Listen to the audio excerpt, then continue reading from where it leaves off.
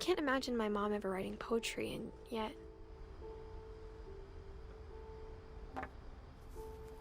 A poem for Gus, who always said the wedding was a bad idea.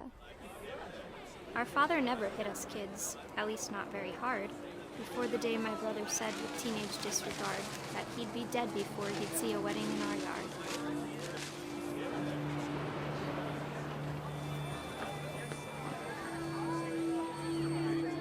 My father made him come, of course, but Gus stood far apart, just flew his kite and bottled up the storm inside his heart.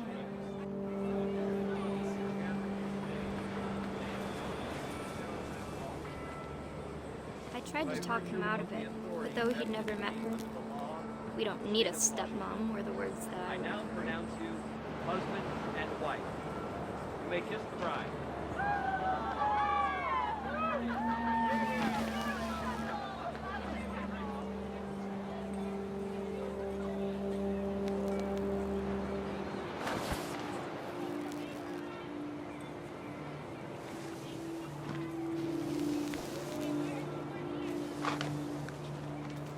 When the time for photos came, Dad ordered him to come here.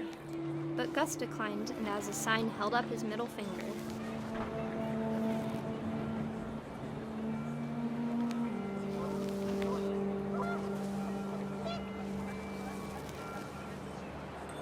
The wind picked up, and panicked geese appeared and quickly went. But all the humans did that day was go inside the tent.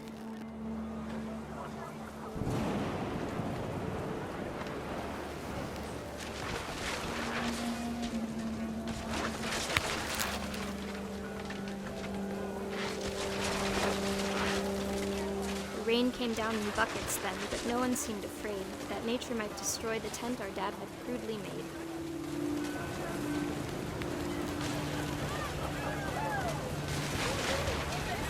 The thunder sounded much too close and full of angry power, but all my father said to this was, "Make the music louder."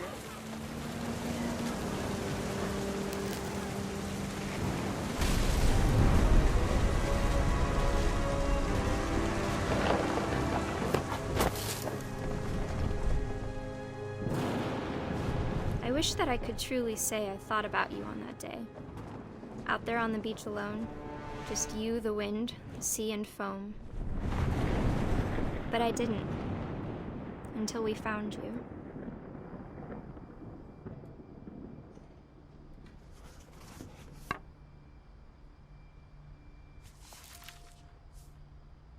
She never talked about him, but Mom told me once if I was a boy, they were going to name me Gus.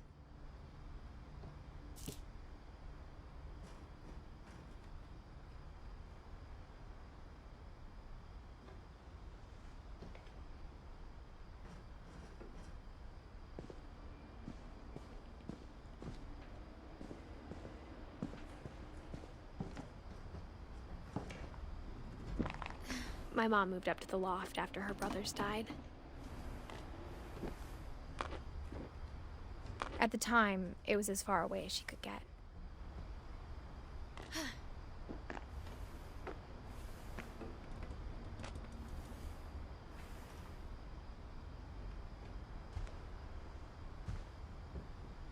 Religion was another thing my mom never talked about, but I think it helped her a lot after her dad died.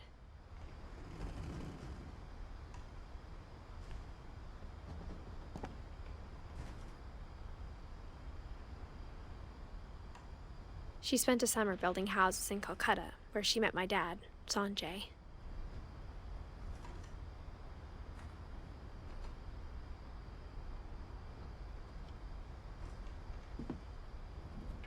My mom moved to India a week after graduation and got a job teaching English. Louis was born a year later.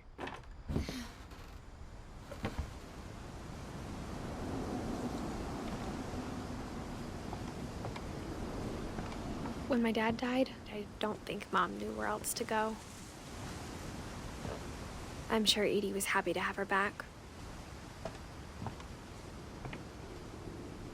And to see kids in the house again.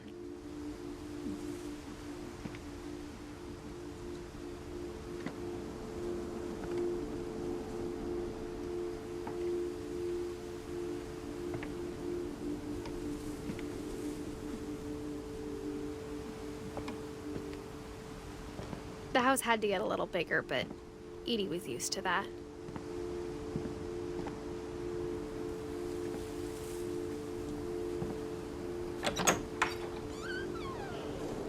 And for a while, things were good. Almost normal.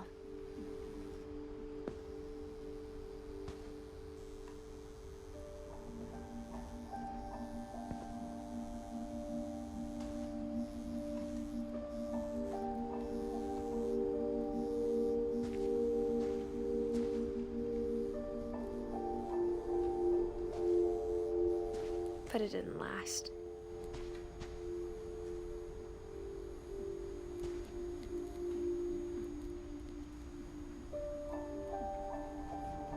The beginning of the end was Milton's 10th birthday, when Edie gave him a castle.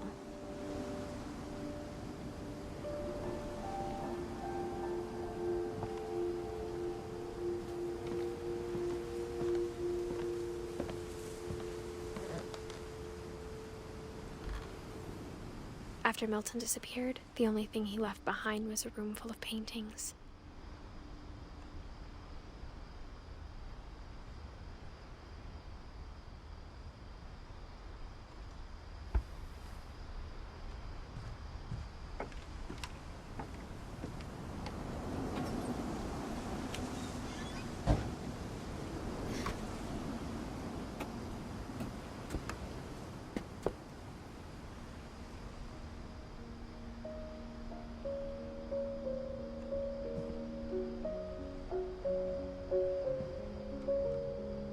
I think Edie was happy to finally have another painter in the family.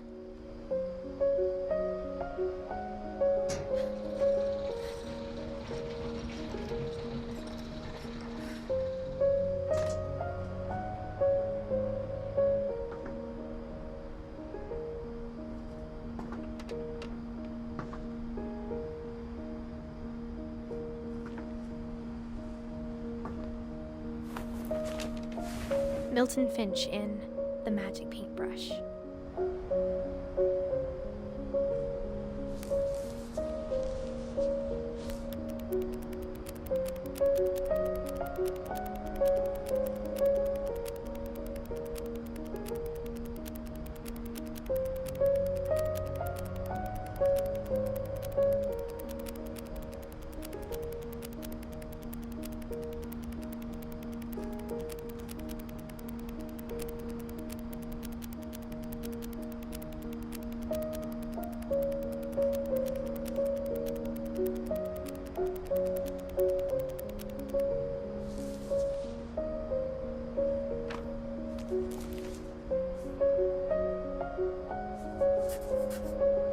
I was 4 when Milton disappeared.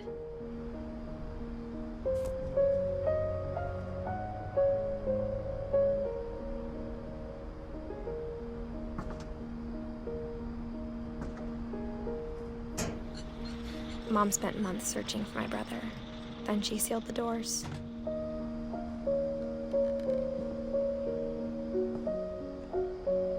Whatever Milton had found in the house, Mom didn't want it getting out.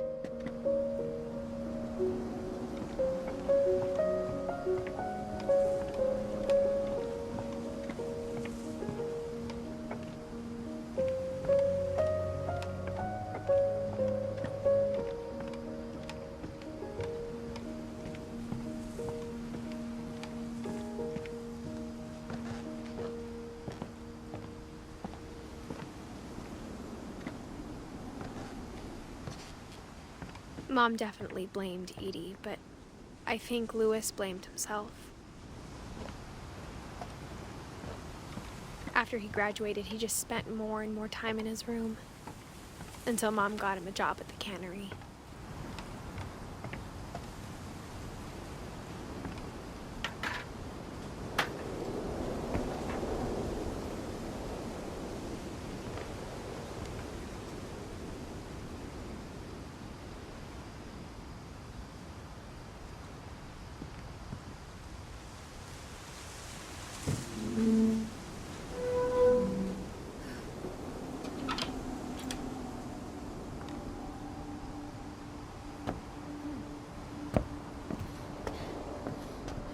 Lewis's room smelled very, very familiar. That part of him lived on.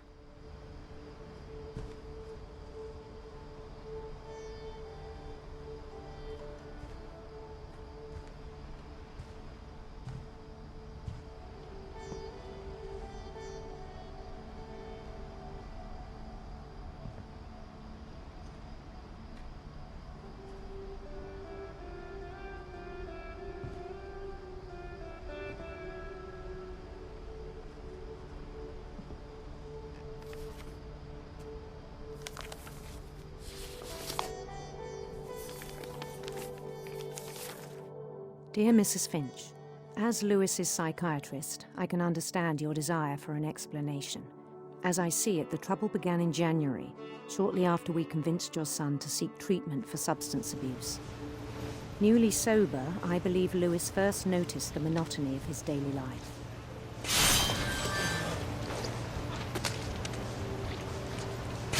He kept working at the cannery, but he withdrew part of himself.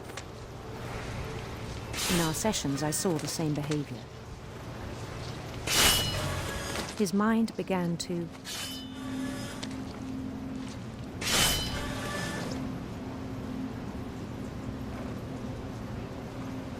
wander.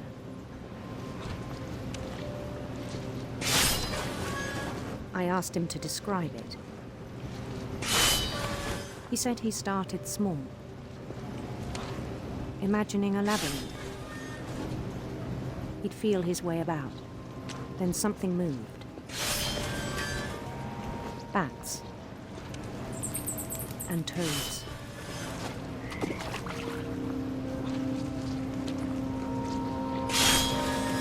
And things that have not names.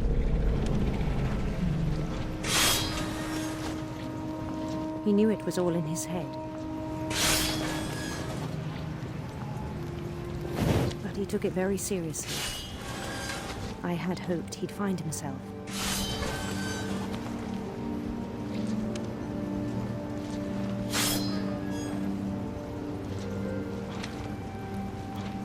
But he found something more.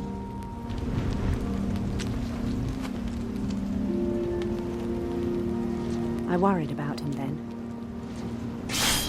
Daydreaming at the cannery. I spoke with his boss.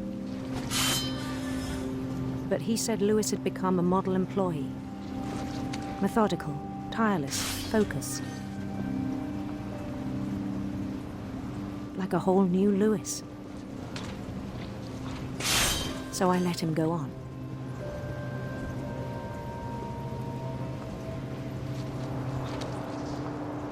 I even encouraged him. It seemed very promising at first. He told me he'd made a new friend.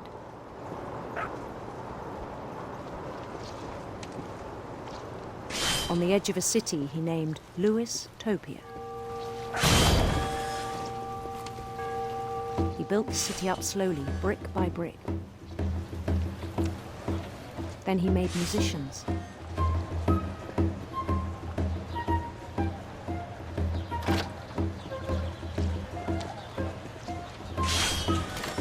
Songs for them to play. He talked about starting a band. And he was always humming something. Every day his imagination grew stronger.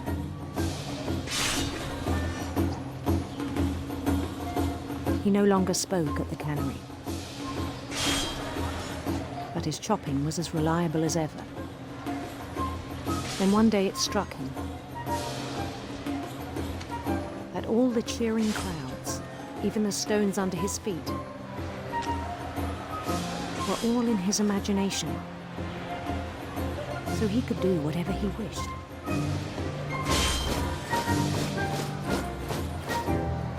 He held an election for mayor, and he won. They begged him to stay, but his mind was already wandering. It became a game for him.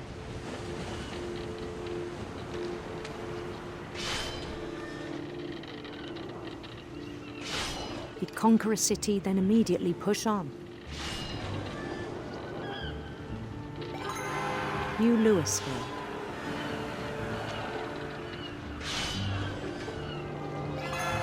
St. Louis. He started drifting away from our reality.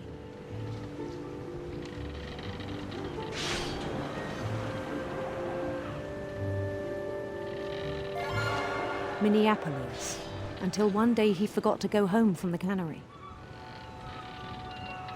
Even as his mother pleaded with him, part of Louis kept sailing on.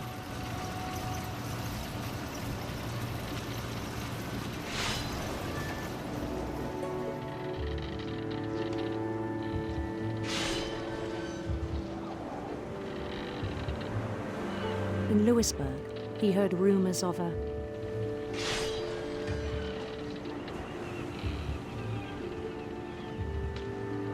beautiful prince.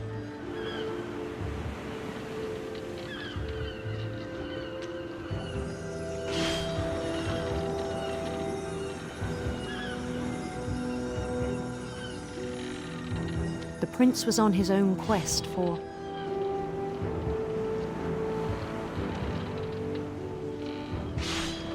sinister serpents.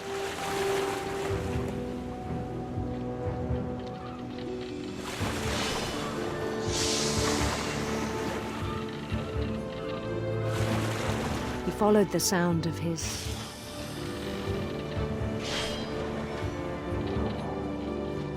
silver harp.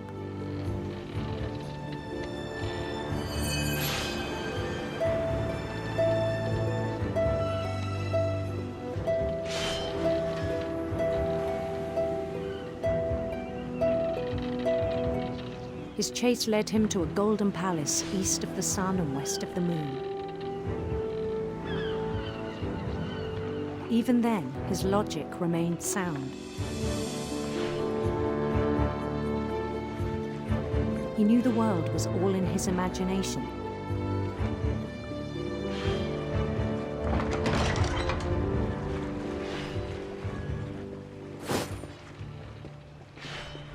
But he was so proud of having created it. In his own eyes, he'd become something greater than a king.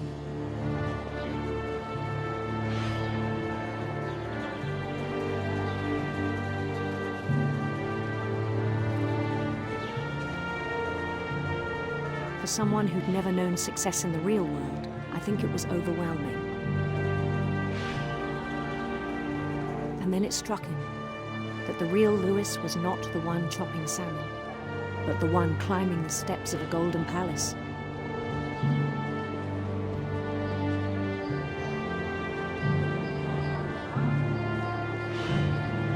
My imagination is as real as my body, he told me.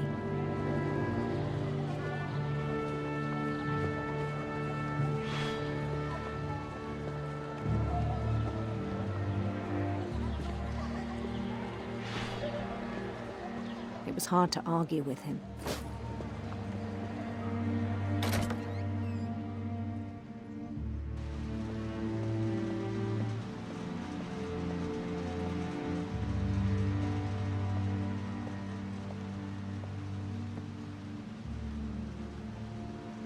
He began to forget the world we know.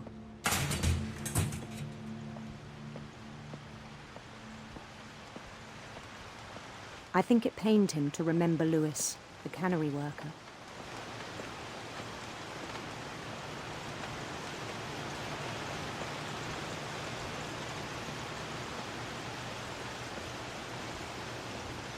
He began to despise the man with a royal contempt.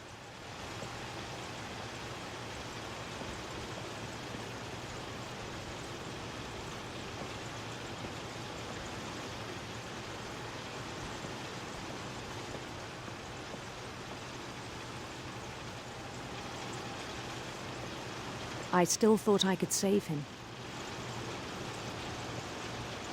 Even after he said he was being crowned king over all the lands of wonder.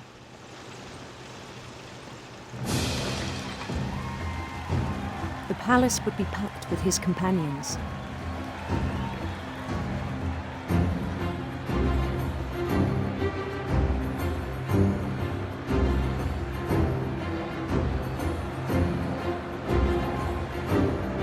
Including the wise Calico who'd insisted on advising him.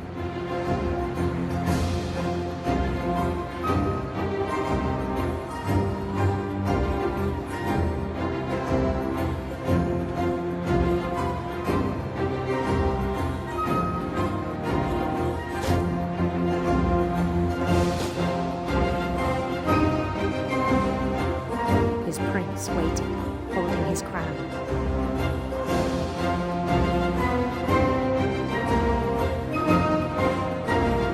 There was only one thing left to do.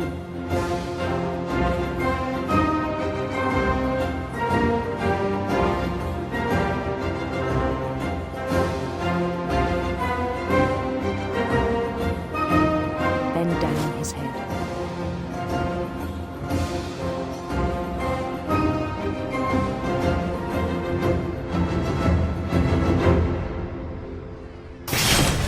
And the rest I think you know. Mrs. Finch, your son was a kind man who will be missed by all of us who knew him.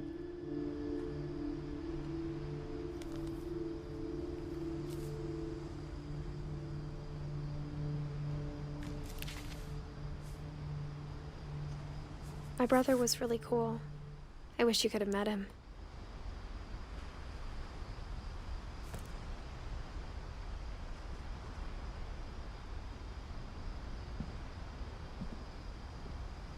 Lewis and I spent a lot of time playing games together, but he was surprisingly bad at them. He died a lot.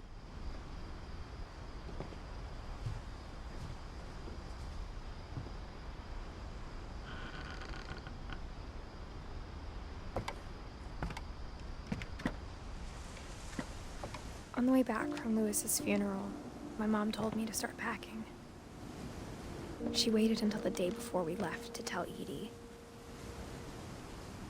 I'm not sure if she wanted to make it easier or harder.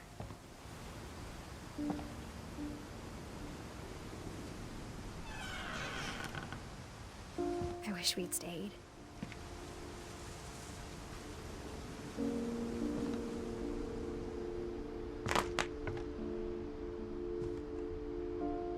But I understand why we left.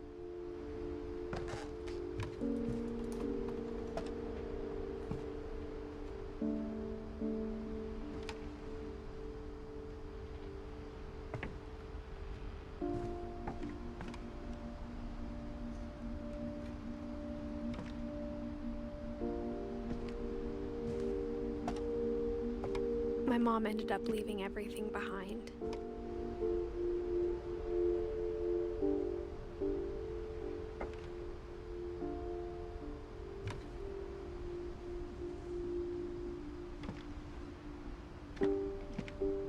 What happened that night had been coming for a long time.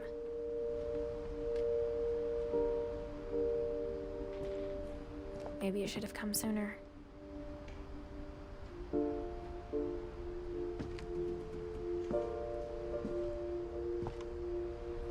But it had to end one way or another.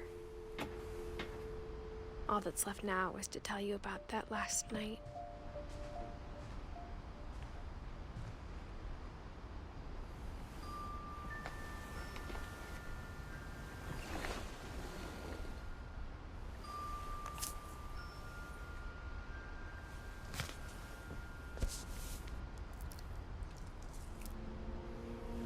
That whole last day, Edie just watched us pack and didn't say a word.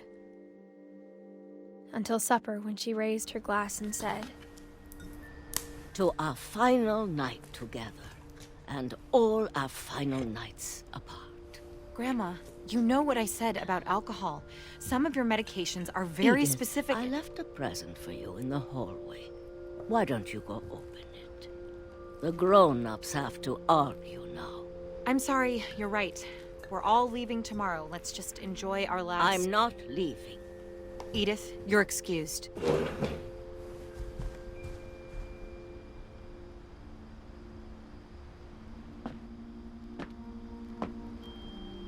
the power had been shut off that morning, but Edie always had plenty of candles.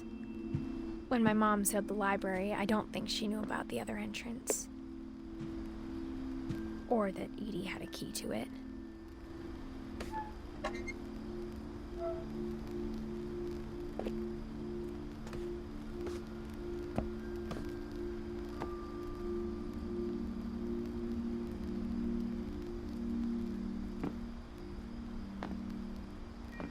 That thing you're afraid of isn't going to end when you leave the house.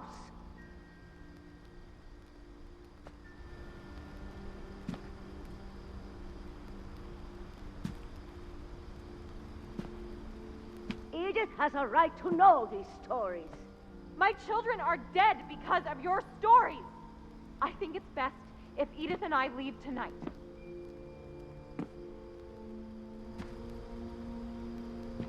We'll have the nursing home send a van for you in the morning, okay?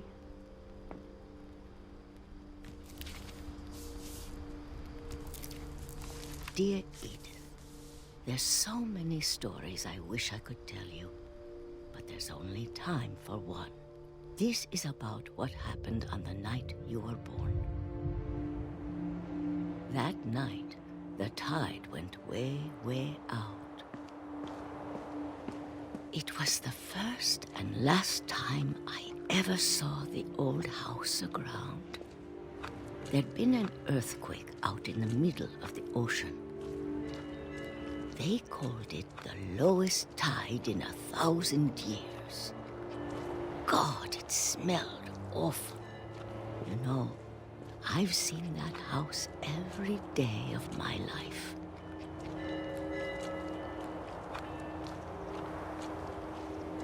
But I never thought I'd go back to it. When the fog rolled in, I lost my way.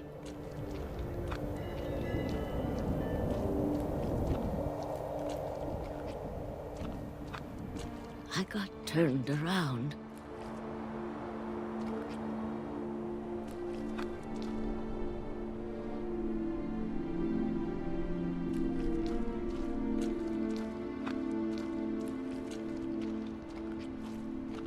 I started seeing things.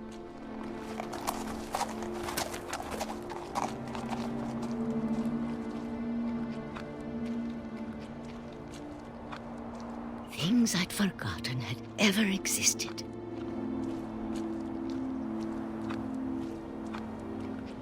But when I saw them, they felt like old friends. That night, a lot of things came back to me. Or maybe I came back to them.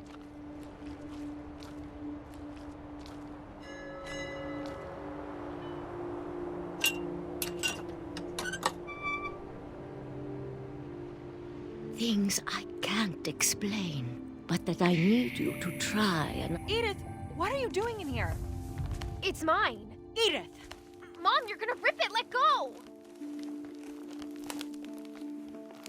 I kicked and screamed, but Mom dragged me to the car. I never saw Great-Grandma Edie again. The next morning, the van came to pick her up, but she was already gone. After that, we moved around a lot.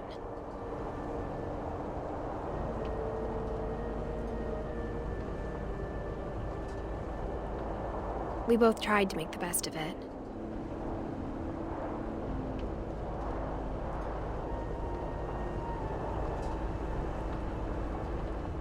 A few years went by.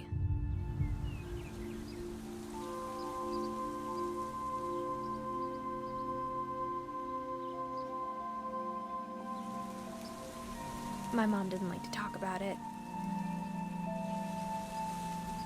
But she started getting sick a lot.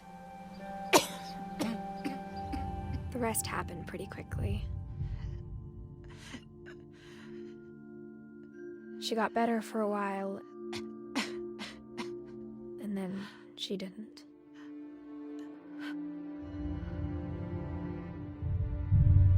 And then I was alone.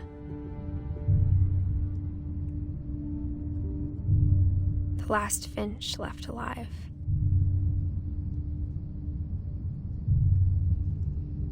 Until I found out about you. I'm still not sure what to tell you about all this. If we lived forever, maybe we'd have time to understand things. But as it is, I think the best we can do is try to open our eyes. And appreciate how strange and brief all of this is. This journal was supposed to be for you. But now I hope you'll never see it. I just want to meet you. And tell you all these stories myself. But I guess if you're reading this now, things didn't work out that way.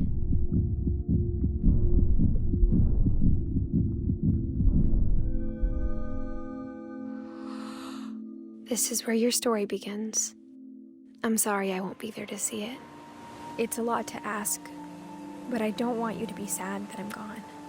I want you to be amazed that any of us ever had a chance to be here at all. Good luck.